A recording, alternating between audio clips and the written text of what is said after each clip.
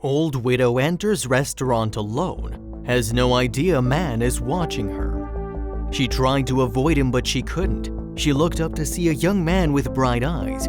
He was standing over her with the position of his head set against a ceiling light. It gave the illusion of a halo. Mesmerized, she caught her breath, but was he who she thought he was?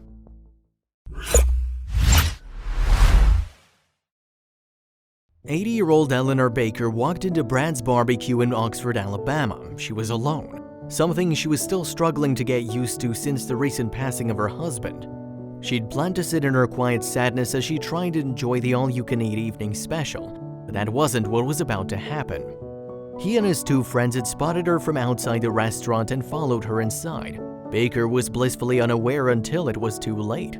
Finding a table to call her own for the next hour or so, she placed her cardigan and bag down on the seat and went over to the counter to fill her plate.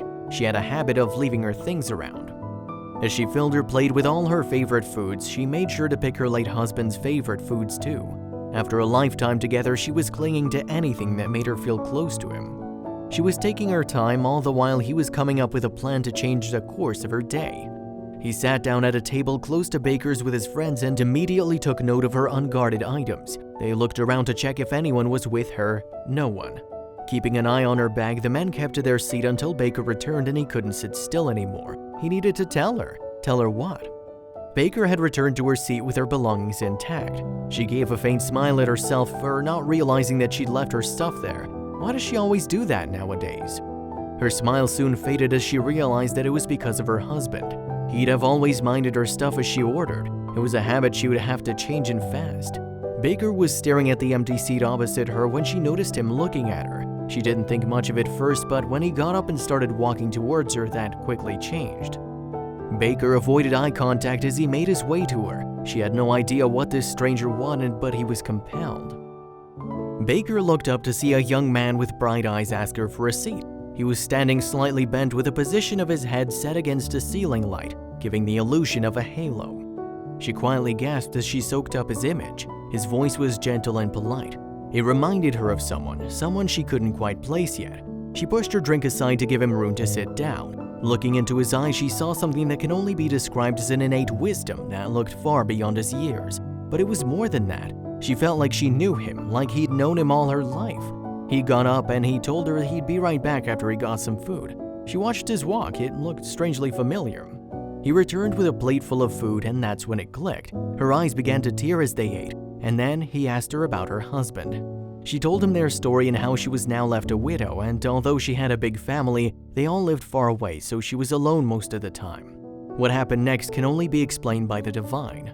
"It was a God thing," she said. "I think God sent me here." With his unusually clear and wise eyes, he told her not to worry about her husband. He told her he was missing her and waited for her, but happy, so she should be too. She grumbled. It was as if he was sent from the heavens. What was it before this? Why would it feel so familiar? Who was he? The young man, Jamario Howard, reminded Baker of her late husband. The food he ordered was all his favorites. The way he spoke, walked, his friendly and caring demeanor as he asked for her seat. It was as if her husband or God was speaking through him to tell her it'll be all right. But what was Howard's story? Howard was with his friends, a group of young men in their 20s, when he noticed Baker sitting alone. His heart ached at the lonely sight and he decided to do something about it. He just came up and he said, "I saw you sitting over here alone," and he said, "Do you mind having some company?" Baker said. Baker was delighted to have his company, and even more so when his friends joined. She hadn't connected with someone like that since her husband passed away. Baker still considers him her savior during a crucial time of need. He gave her a reason to smile as well as a little bit of closure. Howard and his friends had a lot to say about her too. He shared the story on Facebook where it spread like wildfire. So tonight, Jamario Baker, Tay Knight, and myself went out to eat at this place called Brad's in Oxford. And after us sitting there a while waiting on our food, I noticed an elderly woman sitting alone, Howard wrote on the Facebook post. My exact thoughts was, dang, I hate to have to eat alone. She said yes, and we talked for a minute, and after a while of talking, she told me she lost her husband, and that tomorrow would have been their 60th anniversary, Howard's post continued. I instantly gave my condolences and asked her to come eat with us, which she was excited to do. The point in this is always be kind and be nice to people. You never know what they're going through, Howard continued. This woman changed my outlook on life and how I look at other people. Everyone has a story, so do not judge. And people, I can't stress this enough. Go see your mom and your grandparents. They miss you. Later, Howard said that dining with Baker has changed how he views strangers, and his viral post touched the hearts of thousands of people online. The Facebook post has been shared more than 58,000 times and has more than 20,000 comments, many of which praise the young man. "May God bless you three," one user wrote.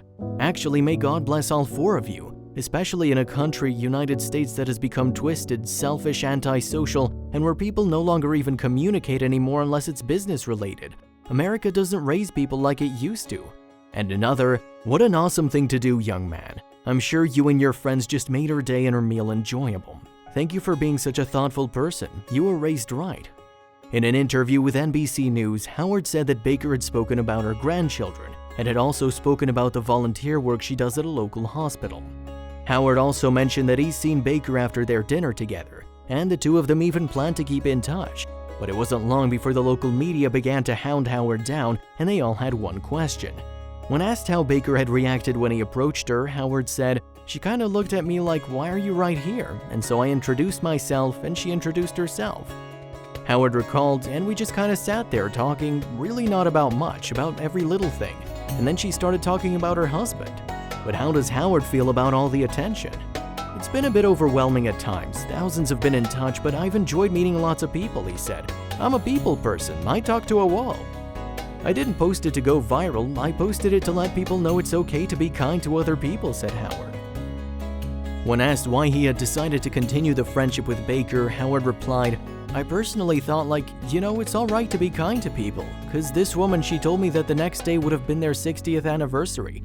So I figured, maybe it was a good thing that maybe she needed somebody right now," Howard said. We surely need more people like Howard and his friends in the world. People tend to become so engrossed in their own lives that it's easy to forget there are people in need all around us. Acts of kindness such as Howard's are rare, but if you think about it, making a stranger's day a little brighter makes you feel good too. It's a win-win. When you make that kind of connection with somebody, it's hard to let it go, said one of Howard's friends. They continue to meet up with Baker. Howard explains why. "I'm not rich, not famous, and I'm not very smart either, so I can't be president. But we can show the world it's all right to be kind. Then before long, maybe the world will be a much better place."